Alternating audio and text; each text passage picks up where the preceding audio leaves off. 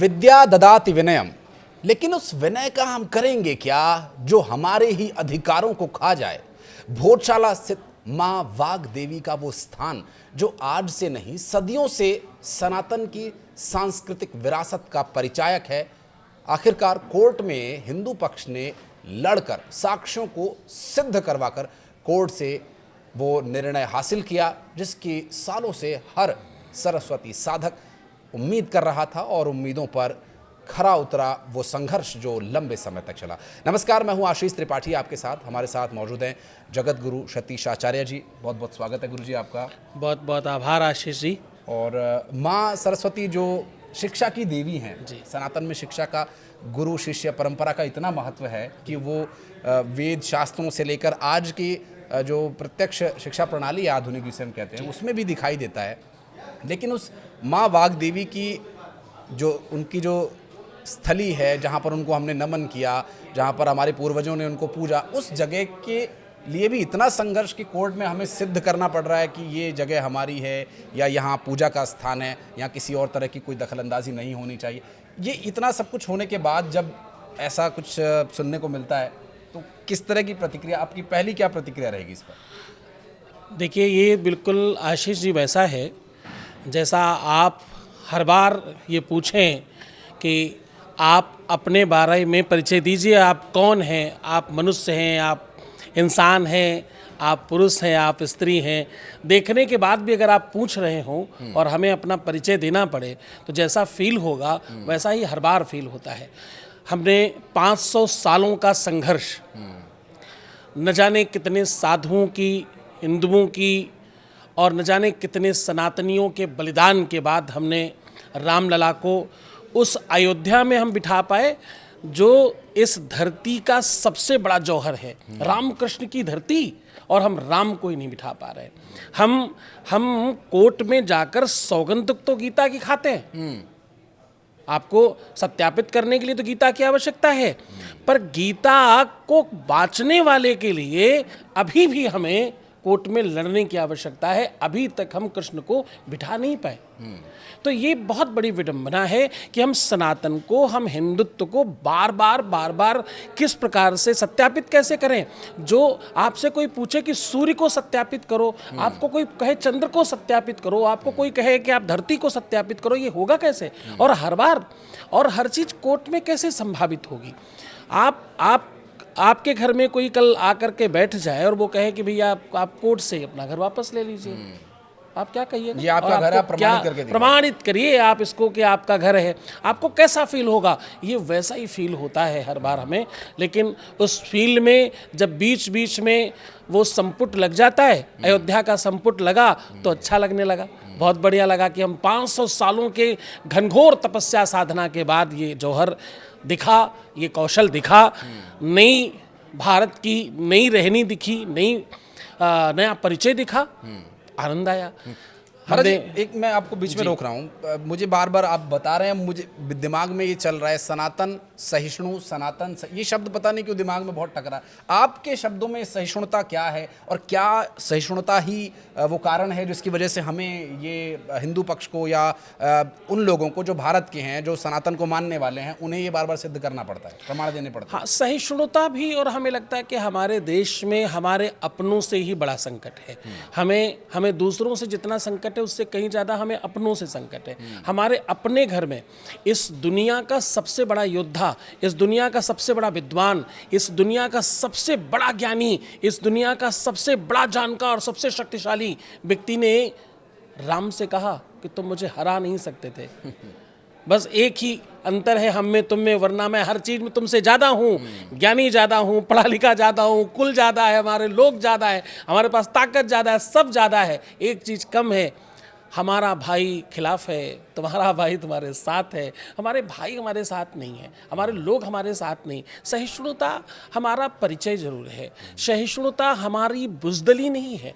हमारे किसी भी आप देवी देवता को बिना अस्त्र शस्त्र के नहीं देखते। एक भी देवी देवता आपको मिलेगा नहीं जिसमें अस्त्र ना हो। लेकिन कालांतर में हमने अपनी अपनी स्वयं की रची हुई दुनिया में हमने ऐसा निर्णय ले लिया कि हम तो बस ठीक है, अरे कोई बात नहीं, ये गया तो क्या हुआ, हमारे पास तो दूसरा है। एक बहुत बड़ा धनवान व्यक्ति इस प्रकार सोचने लगे, कोई बात नहीं, इधर की दीवार टूट भी गई तो क्या हुआ, हमारे पास तो और भी बहुत है। 100 किलो सोना आप ले भी गए तो कोई बात नहीं, हमारे पास तो 1000 किलो भी और है। पर और कितना, आज एक भी तीर्थ, एक भी ऐसा बड़ा तीर्थ आप बताइए जिस तीर्थ पर कोई विवाद नहीं। इस देश को आप रामकृष्ण की धरती कहते हैं। राम और कृष्ण में 500 सालों में आपने अभी राम पाया, अभी कृष्ण आपको पूरी तरह से तो नहीं मिले। कृष्ण जन्मभूमि तो अभी भी लंबित है, अभी भी उस पर विवाद जारी है, अभी भी उस पर संघर्ष जारी है। तो साहब ये बहुत बड़ी विडंबना है, ये हमारे लिए बहुत शर्मसार करने वाली बात है। हम सब बहुत बहुत इसमें दुखी हैं, द्रवित हैं, तकलीफ में हैं, मुसीबत में हैं, पर क्या कहें, क्या बोलें। हम इंतज़ार में, हम प्रतीक्षा में हैं, कब हमारे लोग जागेंगे। अभी भी हम पूरे देश में 72% जगह पे ही तो भगवा लहरा पाए। हम पार्टियों की बात नहीं कर रहे हैं, इस मानस की बात कर रहे हैं। ये जो 12 सालों में हुआ, ये पहले कभी क्यों नहीं हुआ? आप काशी पहले भी जाते थे, आपने काशी की स्थिति देखी, आप अयोध्या पहले भी जाते थे। अब मैं आपको एक बड़ी महत्वपूर्ण बात बताता हूँ, उसके बाद आपको ओवर टू करता हूँ। अयोध्या में आज से अगर राम मंदिर बनने के पूर्व की आप बात करो तो 99% वहां के साधु उपवास करने पर मजबूर थे। क्या कह रहा हूं मैं? उपवास करने पर मजबूर थे। उपवास मतलब व्रत करने पर मजबूर थे, इच्छा नहीं है, पर महीने के 20 दिन उपवास करना है, क्योंकि अनाज ही नहीं है, साधन ही नहीं, व्यवस्था नहीं। एक दिन अमावस्या के दिन लोग परिक्रमा करने जाएंगे और आश्रमों में जो जहां से जुड़ा वहां थोड़ा बहुत अनाज दिया आएगा, उससे पूरे महीने की व्यवस्था चलेगी। कोई जाता ही नहीं था।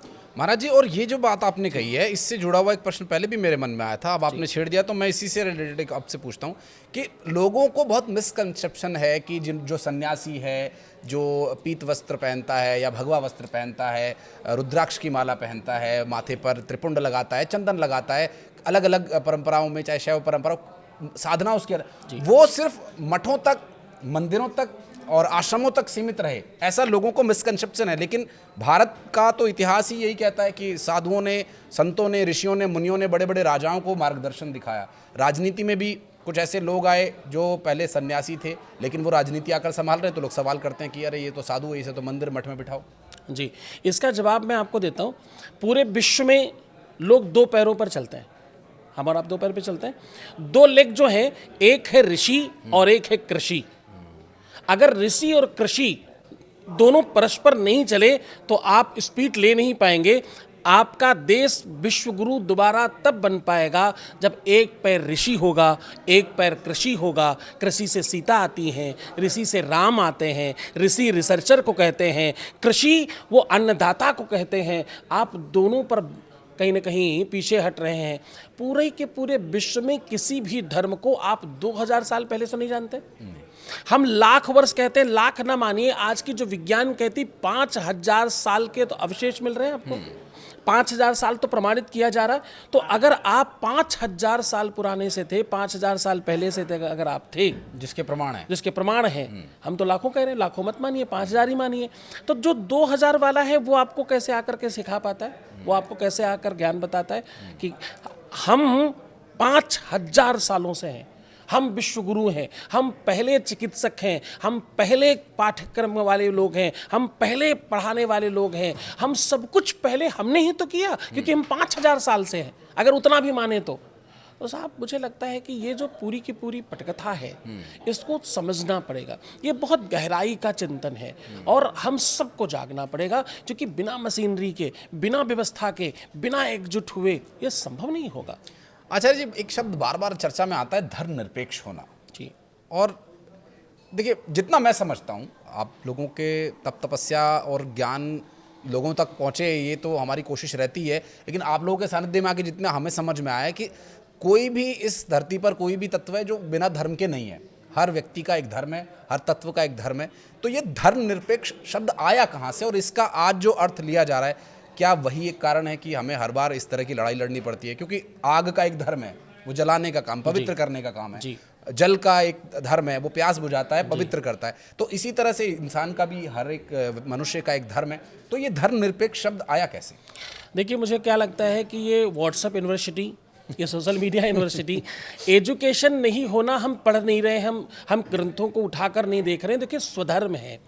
धर्म निरपेक्षता क्या है? स्वधर्म का पालन करना है। पत्नी का पति के प्रति धर्म, पति का पत्नी के प्रति धर्म, पिता माता का बच्चों के प्रति धर्म, और बच्चों का माता पिता के प्रति धर्म। राज धर्म, स्वधर्म, निजी धर्म, शिक्षा धर्म, नीति धर्म, नियम धर्म, कर्म धर्म। तो आपके जो स्वधर्म के सोपान हैं, जो सीढ़ियां हैं, उसको आप निरपेक्षता के आधार पर समझना चाहिए। आप जब धर्म निरपेक्ष कहते हो तो आप क्या समझते हो? मतलब धर्म को नकार देना? नहीं, मुझे जो समझ में आता है उसका अर्थ ये हुआ कि वो बिना किसी धर्म के कोई, या बिना एक धर्म को नहीं मान करके सब धर्मों को मानना। धर्म है क्या? जब यही नहीं पता होगा तो आप धर्म निरपेक्षता को कैसे समझेंगे? पहला आपको ये समझना पड़ेगा धर्म क्या है जी। जो धारण किया जाए, जो आपको समझ आए। आप अगर अपनी बहन को मानते हैं, अपनी माँ को मानते हैं, अपने बेटे को मानते हैं, अपने माता पिता को मानते हैं, अपनी पत्नी को मानते हैं, अपनी प्रेमी प्रेमिका को मानते हैं, अपने भाई बहन को मानते हैं, तो आप धर्मनिरपेक्ष कहते, आप तो धर्म पालन कर रहे हैं ऑलरेडी। धर्म जो धारण करने योग्य हो, जो धारण किया जाए, जैसे धारण करने के लिए आप लालायित हो, जो आप बनना चाहते हैं, आप ज्ञानी बनना चाहते हैं, क्या है? धर्म है। आप उस धर्म पर चल रहे हैं, आप उस धर्म का पालन कर रहे हैं। आपने पहला अभी श्लोक पढ़ा, विद्या ददाति विनयम, विनयम ददाति पात्रत्वम, पात्रत्वा धनाप्नोति, धनाधनम तथा सुखम। तो सोपान ही तो है, सीढ़ी तो है, एक से दूसरे, दूसरे से तीसरे। अब पहली वाली सीढ़ी खींच लीजिए। विद्या नहीं है तो क्या होगा? विनम्रता नहीं होगी। आपको पता ही नहीं आप कैसे, how to do, when to do, where to do. How to do, when to do, where to do, कब कहाँ कैसे कितना करें, कौन बताएगा आपको? ज्ञान बताएगा आपको साहब। आपको वो ज्ञान जो है ना, वही धर्म है। धर्म क्या है? अब सिख लोग क्या कहते हैं? गुरु ग्रंथ साहब ही भगवान है, यही धर्म है मेरा। ज्ञान धर्म है, आपकी नॉलेज धर्म है। देखिए, झुकता कौन है? विनम्रता कैसे आती? बोले नमन्ति फलिनो वृक्षाः नमन्ति गुणिनो जनाः शुष्क काष्ठानि मूर्खाश्च न नमन्ति कदाचन। अब सूखी लकड़ी झुकती है क्या? मूर्ख व्यक्ति भी नहीं झुकता। अब जो मूर्ख है उसके पास क्या कमी है? ज्ञान नहीं है। वो विद्या ददाति विनयम, विद्या ही विनम्रता देगी। विद्या कौन सी? वो केवल कागज वाली नहीं, कैसी भी। आप सामाजिक ज्ञान रखते हैं, आप विद्यावान हैं। आप कंप्यूटर चलाना जानते हैं, आप विद्यावान हैं। आप गाड़ी चलाना जानते हैं, आप विद्यावान हैं। तो मुझे लगता है कि कहीं न कहीं अल्पज्ञता, अज्ञानता और कुप्रचार, ये धर्मनिरपेक्षता का एक अलग दर्शन दिखाता है। उससे बाहर आना चाहिए। हम जब चीज़ों को वास्तविकता में समझेंगे तो ये बहुत आनंददायक लगेगा।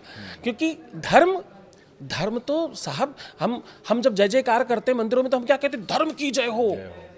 हमने कब कहा सनातन धर्म की जय हो, हिंदू धर्म की जय हो, मुस्लिम धर्म की नहीं जय हो? हमने कहता नहीं। मुस्लिम धर्म, यहूदिक धर्म, सिख धर्म, ईसाई धर्म, सब धर्मों के हम जय जयकार करते हैं। हम कहते हैं धर्म की जय हो, अधर्म का नाश हो। जहाँ अधर्म है उसका नाश हो, इधर हो चाहे उधर हो। जो अधर्मी है उसका नाश हो। और प्राणियों में सद्भावना हो, जिसमें प्राण है, जीव जंतु पशु कीट पतंगा जलचर नभचर थलचर, सब में प्रकृति सब में वो, जब सारे के सारे जीव अपने आनंद में होंगे तब हम आनंद में होंगे। हम तो ऐसी कामना करते हैं, तभी सद्भाव स्थापित होता है। उस सद्भाव को हमने अपनी अज्ञानता बना करके चीज़ों को नष्ट कर लिया है। हमें अपने परिचय के लिए, हमें अपनी चीज़ों को पुनः प्राप्त करने के लिए, अपने अस्तित्व के लिए अब लड़ना जरूरी है। जो व्यक्ति मोहब्बत नहीं करता, जो किसी से मोहब्बत नहीं करता, धोखा है इबादत का, इबादत नहीं करता। तो आपको पहले वापस आना पड़ेगा अपने आप में, वरना फिर सब धोखा है। आपने ज्ञान का जिक्र किया आचार्य जी। किसी के पास कोई कला है, किसी के पास किसी ने किसी तरह से कोई ज्ञान अर्जित किया, लेकिन एक बहुत ही दुखद कुछ ऐसी घटनाएं हाल में सामने आती हैं। मेरे को याद आता है कि अभी दिल्ली में हाल ही में लाल किले के पास एक बम धमाका हुआ था। उसमें जो लोग पकड़े गए थे, जब कड़ी से कड़ी जुड़ी महाराज जी, तो उसमें पता चला कोई डॉक्टर है जी, कोई इंजीनियर है, कोई ऐसे मतलब प्रोफेशनल कोर्सेज किए हुए और अच्छे पदों पर अच्छी खासी सैलरी लेने वाले पढ़े लिखे लोगों ने जिहाद के नाम पर कि हम जिहाद करेंगे और फिर लोगों को मारना, और ये ज्ञान का कैसा रूप है? ये क्या विघटित ज्ञान है, अपभ्रंश ज्ञान है? आप इसे कैसे देखते हैं? और उन लोगों की बुद्धि में ऐसी क्या बातें हैं जो वो करते हैं इबादत, लेकिन लोगों को मारने की शिक्षा देते हैं, लोगों को मारने की प्लानिंग करते हैं? तो इबादत नहीं करते ना, मैं आपको यही कह रहा हूँ, हमारे यहाँ दावा तो यही करते हैं। विद्या का सोपान ही गलत है। जब तक सीढ़ी आप हमसे कहें कि मैं 5वें मंजिल पर हूँ, तो 5वें मंजिल पर आप सीढ़ी से, लिफ्ट से कहीं तो गए होंगे। सीढ़ी का, लिफ्ट का सही प्रयोग नहीं करना आपका भ्रम है। आप सोच रहे हैं हम यहाँ खड़े हैं, वो आपका बनाया हुआ कपोल कल्पित एक जगत है जो आपको ही नष्ट करता है। आप स्वयं बम लगा करके आते हो और आप स्वयं नष्ट हो जाते हो, और आपको लगता है आप हूरों के पास जा रहे हैं। आपके हदीस में, कुरान में साफ साफ लिखा है, बिस्मिल्लाहिर्रहमानिर्रहीम, अल्हम्दुलिल्लाह रब्बिल आलमीन, इय्याक नअबुदु व इय्याक नस्तईन, वलद्दालीन, आमीन। जब आप ये कह रहे हो तो आपको ये समझना पड़ेगा कि आपके मोहम्मद साहब ने क्या कहा है, आपको क्या सिखाया गया और क्या बताया गया है। अज्ञानता है, फिर कह रहा हूँ, पढ़ नहीं रहे हो ना आप, आपने पढ़ा नहीं, आपने देखा नहीं, आपने सिर्फ सुना है। मेरा एक डायलॉग बहुत फेमस है, मैं अक्सर कहता हूँ कि लोग आंख से नहीं कान से देखते हैं। व्हाट आई एम सेइंग, लोग आंख से नहीं देखते, कान से देखते हैं। वो तुम्हें पता है, वो आपके साथ वो फलाने व्यक्ति थे या वो लड़की थी, उसका मालूम है क्या चल रहा है। अब वो जो आपने जैसा भी सुना, आपने उसी को सत्य मान लिया। इसको आंख से नहीं कान से देखना बोलते हैं, और ये सबसे बड़ा दोष है। इसी दोष के कारण लोग अज्ञानी हो रहे हैं। पढ़ाई किसको कहते हैं? मैंने पहले ही कहा, किताबी नॉलेज लेना ही पढ़ाई नहीं है। अगर आपने विनम्रता नहीं सीखी, अगर आप में सहिष्णुता नहीं आई, अगर आप में सद्भाव नहीं आया, अगर आप में सदप्रेम नहीं आया, आप किसके लिए पढ़ रहे हो? आप किसके लिए कमा रहे हो? सबसे पहली ड्यूटी धर्म क्या कहता है? पहला धर्म है आपका आपके परिवार के प्रति, दूसरा धर्म है आपके क्षेत्र के प्रति। परिवार, कुल, कुटुंब फर्स्ट नंबर, दूसरे नंबर पे आपका क्षेत्र, फिर आपका प्रदेश, फिर आपका देश। तो आप उस सोपान पर चढ़ेंगे तो आप पढ़े लिखे हैं, अन्यथा आप बिल्कुल कुछ आपने पढ़ा नहीं है।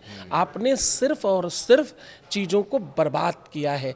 इसीलिए कहता हूँ कि इस्लाम को गलत तरीके से लोगों ने समझा है। इसलिए 99.9% इस्लामिक व्यवस्थाएं एक दूसरे की आज शत्रु बनी पड़ी, एक दूसरे को नष्ट कर रहे हैं, एक दूसरे को समाप्त कर रहे हैं। क्या होगा? हमने जो कथाओं में सुना, राक्षस आपस में लड़ रहे हैं। आप देखो पूरी दुनिया में क्या हो रहा है।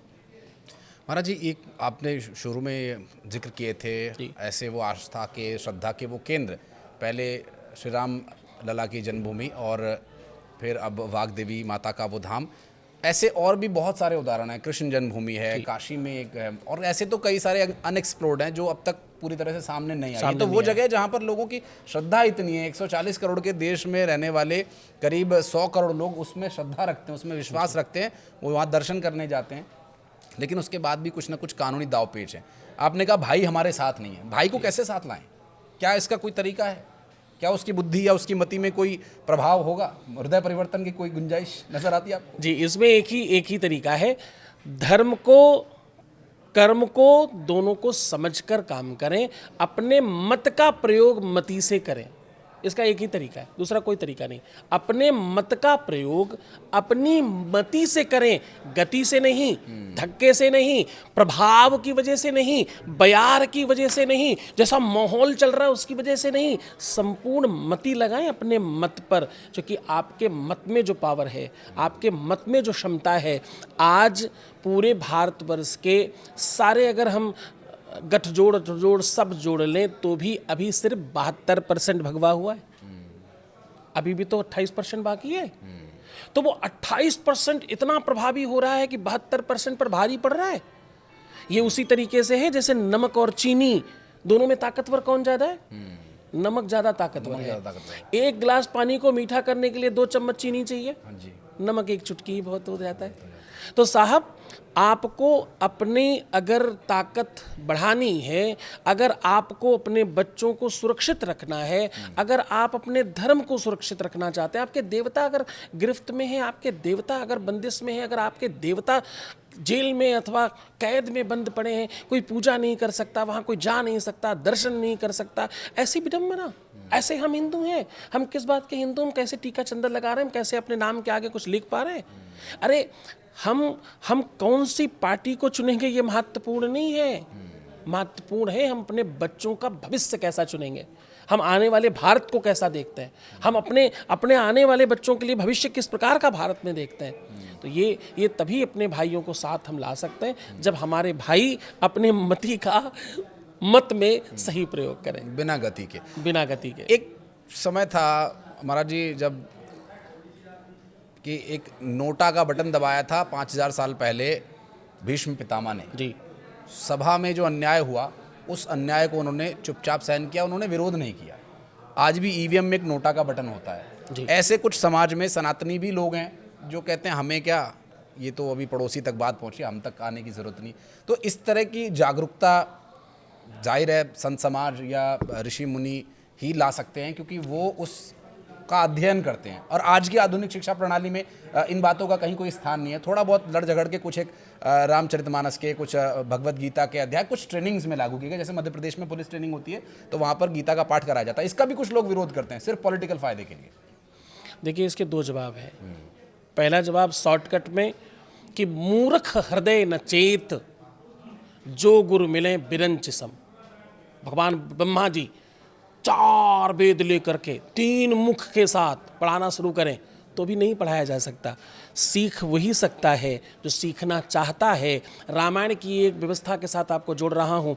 रामायण के 2 बड़े पात्र, एक राम और एक रावण, दोनों में रावण ने ज़्यादा पढ़ाई करी। रावण को स्वयं ब्रह्मा जी 4 वेद लेकर उसके घर पढ़ाने जाया करते थे, और राम अपने महल से निकलकर गुरुकुल में, जंगल में, गुरु जी के घर में जाकर, उनकी कुटिया में जाकर पढ़ते थे। दोनों में बड़ी गजब रहनी है। एक शिक्षा को ग्रहण करने के लिए पूजा कर रहा है और दूसरा शिक्षा को लेने के लिए अभिमान कर रहा है। तो मुझे लगता है कि जब आप लेना चाहते हैं, आप लेने के भाव में आते हैं तो आपको प्राप्त होता है। कुछ भी लेने के लिए, चाहे वो ज्ञान ही क्यों ना हो। भीष्म पितामह ने नोटा का बटन दबाया, कुछ नहीं बोले, शांत बैठे रहे। आप गति देखिए, भीष्म पितामह जैसा व्यक्ति, पूरी महाभारत में अगर सबसे बड़ा ताकतवर कोई व्यक्ति है, भगवान कृष्ण ने कहा कि अगर पूरी दुनिया में मैं किसी का सामना नहीं कर सकता तो उसका नाम भीष्म पितामह है।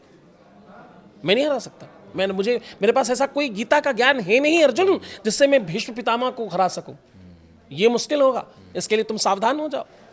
इसके लिए बड़ी नीति लगाई गई, और जब भीष्म पितामह ने स्वयं चाहा तब उनका वध हो पाया, और वध के बाद भी वो महीनों तक सैया पे पड़े ही रहे, क्योंकि इच्छा मृत्यु थी। इच्छा मृत्यु। इतना बड़ा पराक्रमी, इतना बड़ा ताकतवर व्यक्ति, इतना ज़्यादा ज्ञानी, इतना समझदार, और इतनी क्षमता जिसके अंदर, और जिसके पास इतना सम्मान था, उसकी गति क्या हुई? तो मति आपकी गति को जन्म देती है। आप क्या गति चाहते हैं अपने बच्चों के लिए? आज बेटियां सुरक्षित घर से निकल सकती हैं, संभव था क्या 10-12 साल पहले? तो मैं किसी की तरफदारी नहीं कर रहा, मैं वकील नहीं हूँ, मैं तो धर्म गुरु हूँ, और इस देश के 13 अखाड़े, 1.25 करोड़ साधुओं का प्रतिनिधित्व करने वाला मैं जगत गुरु हूँ। जगत गुरु आचार्य सत्ता का सर्वोच्च साधन, सर्वोच्च आसन है। इससे बड़ा कोई आसन नहीं होता। मैं वहाँ बैठा तो मेरे लिए सब बराबर हैं। मेरे लिए अगर आप पार्टियों में बात करो तो मैं तो कांग्रेस को, बीजेपी को, सपा को, बसपा को, सबको आशीर्वाद देता हूँ। भाई सब अच्छे हैं, सब हमारे बच्चे हैं। सबकी मति अच्छी हो, देश को अच्छे से चलाए। तो हमारे लिए देश, हमारे अपने बच्चे, हमारा अपना जो धर्म क्षेत्र है वो संवर्धित हो। हम तो इस मति में आगे बढ़ना चाहते हैं। गुरु जी, अभी हाल फिलहाल में चूँकि जब आचार्य का जिक्र होता है तो हम यही एक्सपेक्ट करते हैं कि यहाँ से हमें कुछ ज्ञान मिलेगा, यहाँ से हमें कुछ रास्ता देखने को मिलेगा। लेकिन जब आचार्य स्तर के 2 बड़े नाम आपस में एक दूसरे के प्रति या एक दूसरे के खिलाफ अपशब्द कहें या कुछ आरोप लगाएं, तो वो समाज में जो संदेश जाता है फिर लोग उसको बहुत अलग तरह से इंटरप्रेट करते हैं।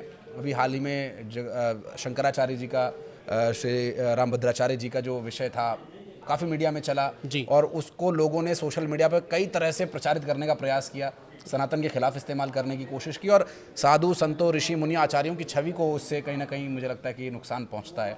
तो ऐसी परिस्थिति में आप जैसे लोग जो धर्म के मार्ग पर हैं, भगवत प्राप्ति के लिए लोगों को रास्ता दिखाते हैं, क्या विचार रखते हैं आप इस बारे में? मुझे लगता है कि आजकल लोग रियल से ज़्यादा रील वाले जीवन में चले गए। लोग विचारक से ज़्यादा प्रचारक वाले माध्यम में चले गए। तो ये जितने भी लोगों का आप नाम ले रहे हैं सब बड़े पूज्य पदों पर हैं, लेकिन उसके बावजूद मैं कहूँगा कि ये सब ऐसे प्रचार के माध्यम ढूंढते हैं जिससे लोग इन्हें ज़्यादा से ज़्यादा जानें, और ये बहुत अच्छा तो नहीं है, ये बहुत बढ़िया माध्यम नहीं है। क्योंकि आप जिस आसन पर हो, आप जिस मर्यादा में हो, और आपका जो पद है वो आपको मजबूर करता है कि आप कैसे जीवन जिए, क्योंकि आप एक आदर्श पद पर हो। आपको देखने वाले करोड़ों लोग हैं, करोड़ों लोग आपको सुन रहे हैं।